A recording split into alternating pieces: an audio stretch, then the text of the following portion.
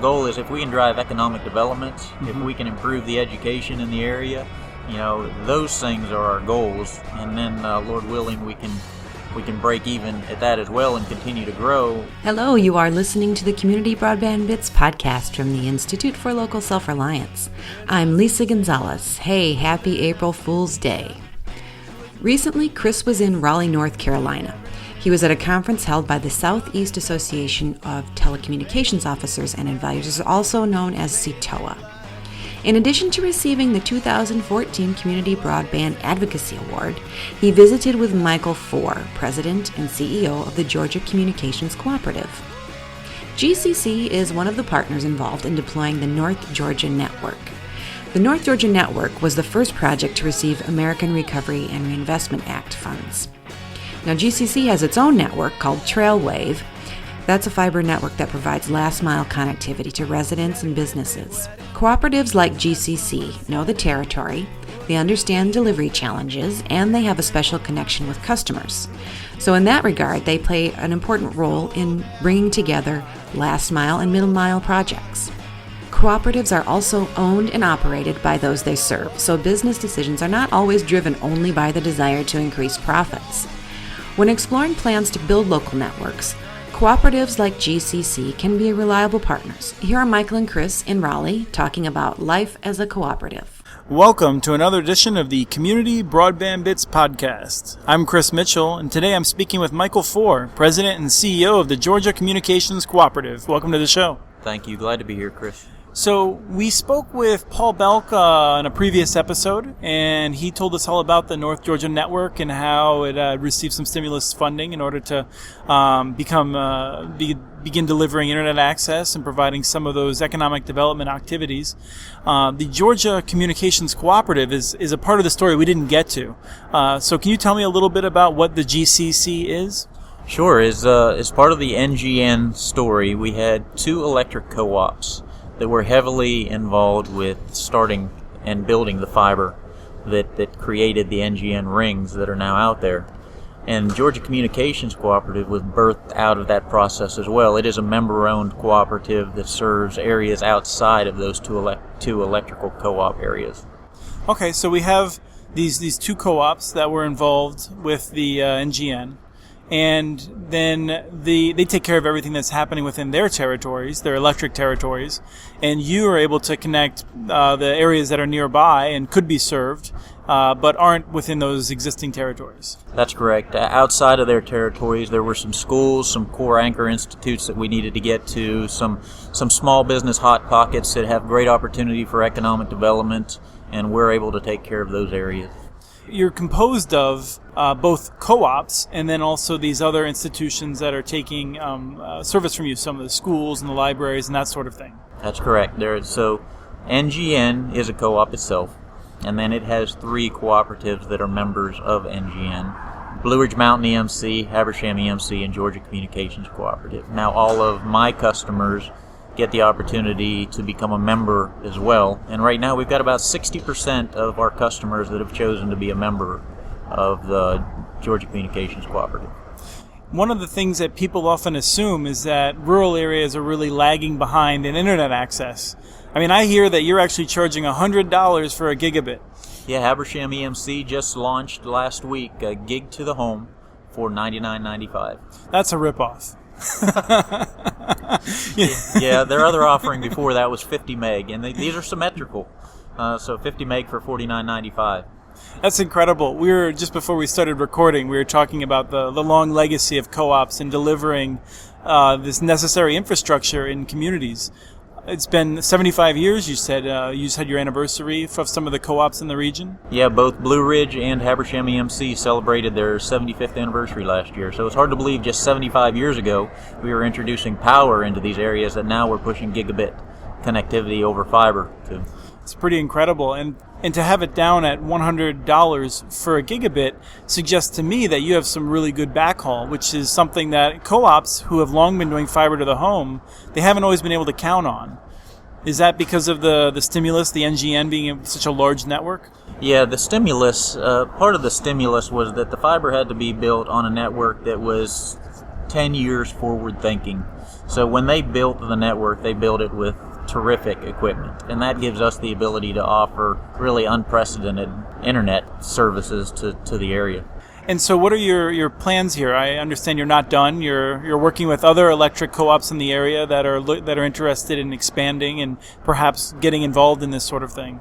Yeah, that's true. We've got, Habersham EMC is continuing to grow, Blue Ridge is continuing to grow, but Georgia Communications Cooperative was actually created to sit on top of the network and look for other electrical co-ops within the state of Georgia who are interested in deploying or maybe using their existing fiber networks to benefit their communities and drive economic development. So we can go in and work with those other co-ops and provide services throughout their area. The state of Minnesota is considering establishing a fund that would be available to make loans to co-ops and try and help them to expand, whether it's a telephone co-op or perhaps some of the electric co-ops. We have one or two in Minnesota that have been doing fiber to the home. Mm-hmm. Would a program like that help the co-ops of Georgia to expand this high-quality internet access? That's a great point, because when you get into the electrical co-ops, they have RUS funding that they can use to grow. Now, when you get into Georgia Communications Cooperative, who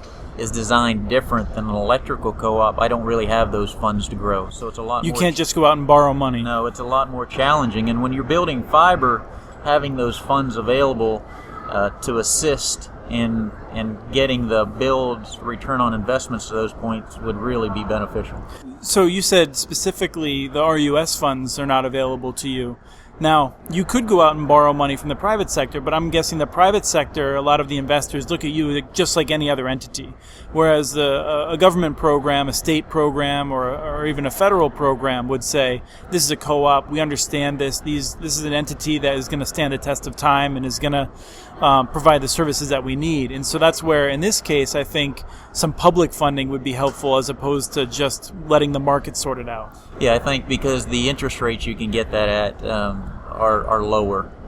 And when you're trying to provide it in a co-op mentality for a lower price point, really, because your goal isn't to make as much, but we're a nonprofit. The goal is if we can drive economic development, mm-hmm. if we can improve the education in the area, those things are our goals. And then, Lord willing, we can break even at that as well and continue to grow. It makes it challenging to invest, $25,000 a mile or whatever the number may be to continue to grow. Georgia has a law that they passed that makes it easy to do equity funding. Like you can get private equity funding groups created.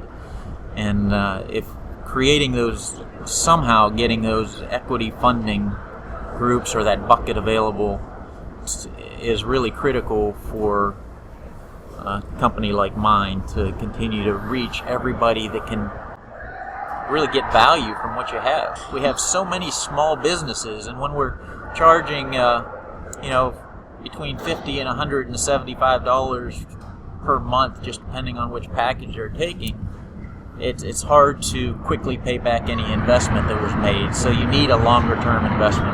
Right. That's the biggest challenge. One of the things that I hear from rural communities sometimes is that they feel like maybe it's not feasible to do fiber to the home in rural areas. Maybe they should just stick with wireless. Now, is that the case, or can we connect everyone with a network that would be affordable? And then I'll let you just answer for Georgia in the case of, is it possible to connect everyone in Georgia with a fiber network without breaking the bank? Connecting everyone is a real stretch. I think that there's probably a mix, a hybrid solution that's going to make it more feasible to connect everyone. Because when you're dealing with 8 to 9 homes a mile in some areas, and some areas even less, just the cost of construction without some kind of subsidy to make that happen makes it practically unfeasible to do it. But we are looking at some hybrid solutions up there and using hybrid solutions. So just depending on the foliage and the other terrain mm-hmm. issues in other areas where it's a lot flatter than it is in North Georgia, wireless may be a great accent to a fiber network. In our region, it's extremely challenging because we have a lot of wooded and a lot of mountainous areas. And when you say wireless, do you mean the wireless from Verizon 4G LTE type of thing, or are you talking about a more robust connection? Yeah, I'm talking more of a robust connection. We're working with a company they're called Appalachian Broadband. The parent company is Pathfinder Digital. They do Department of Defense wireless, so it's a high-grade wireless solution. They come to a meet-me point with our fiber, and they deploy, basically it's like a wireless patch cord from our fiber to the home, so we can still provide high bandwidth solutions right to the home. Minimum service we're providing through them is 15 megabit symmetrical connections to the home. And that's really quite a lot for a wireless connection in rural America. A lot of WISPs, the wireless internet service providers, are actually doing more around 1 or 2 megabits a second. So this is quite impressive then. Yes, we've had a great response to it. And what is the difficulty of connecting Georgia with fiber everywhere? Is it the ongoing cost, or is it the capital cost of getting out there? The initial cost is really the biggest challenge. The NGN model where we've worked with electrical co-ops, I feel is a great model. The co-ops have great relationships. They're used to investing in their communities. They, in my experience, use the money wisely. So I think that's a great model, and we see through that model that really just a one-time investment, it can make some terrific things happen versus ongoing investments where you have to keep the company alive by continuing to pour revenue into it year after year. The Universal Service Fund model has been one of every year you need to put more money into it and more money into it. And quite honestly, when you look at some of these big private companies, they don't provide the same level of service to rural communities as the co-ops do.